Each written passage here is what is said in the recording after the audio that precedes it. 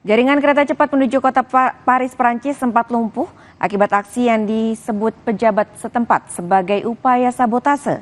Peristiwa ini terjadi hanya beberapa jam sebelum pembukaan Olimpiade Paris 2024. Media setempat menyebut terjadi aksi vandalisme yang memicu kebakaran besar di jalur kereta bagian barat menuju Paris.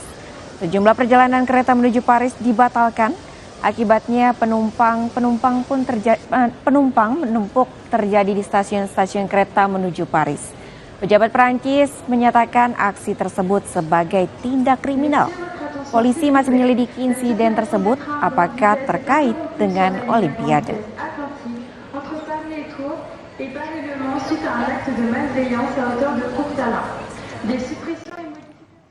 Usai jeda saudara, Timnas Indonesia U19 berada dalam kondisi siap tempur jelang duel semifinal kontra Malaysia di Piala ASEAN U19 2024.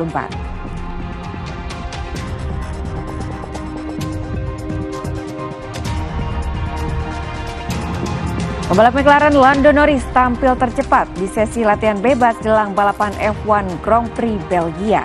Tetaplah bersama kami saudara.